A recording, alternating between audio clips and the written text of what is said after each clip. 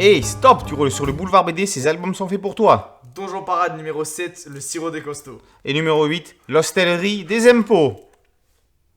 Marvin le Rouge a plus d'un tour dans son sac. Pour vaincre l'ennemi, il a une stratégie à double magie.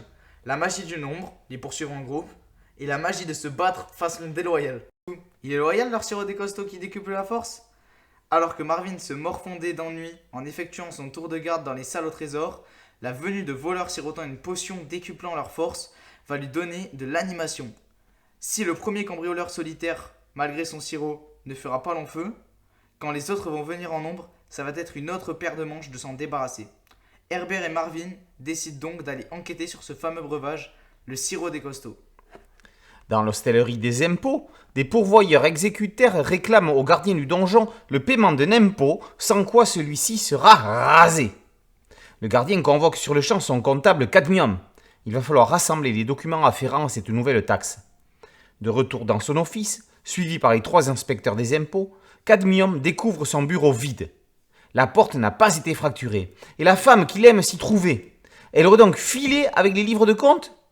À la recherche des documents, Herbert est hypnotisé par la dite fiancée, qui, pour se faire escorter, lui fait croire que c'est leur contrat de mariage et qu'il doit le défendre au péril de sa vie.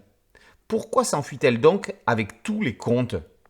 Donjon Parade, ce sont des histoires humoristiques situées entre les tomes 1 et 2 de la série mère Donjon Zénith.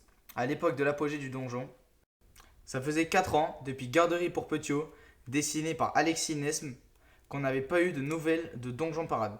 La série dont Manu Larsenet a dessiné les 5 premiers tomes revient avec 2 tomes. Le premier, dessiné par le GOAT Thébault, est un Astérix au Moyen-Âge. Baston et potions magiques raviront les fans d'Uderzo et Goscinny. Le second, dessiné par Erwan Surcouf, est une satire du monde fiscal. Quoi qu'il fasse, le contribuable est destiné à payer et il est difficile, voire impossible, d'échapper au serpent de la finance. La série multicéphale, née en 1998, est encore incroyablement en forme. C'est indubitablement parce que Sfar et Trondheim ont gardé cette notion de plaisir et d'amusement lorsqu'ils conçoivent un scénario. Ils se renouvellent tout en restant dans leur cahier des charges, tout en multipliant les références. L'année 2025 est loin d'être terminée pour ce grand retour de Donjon Parade. 4 autres tomes sont annoncés, dessinés par Berberian, Homme, Soulcier et Delaf.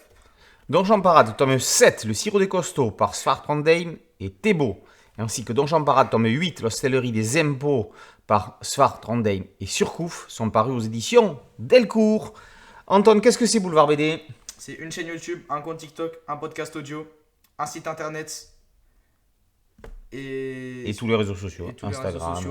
Voilà, donc il faut s'abonner, il faut liker, il faut activer la cloche. Il faut aussi s'abonner à ma chaîne Twitch, Antoine2v64, qui va être précisée à l'écran avec le lien. Et voilà, parfait. A très bientôt sur Boulevard BD. Ciao.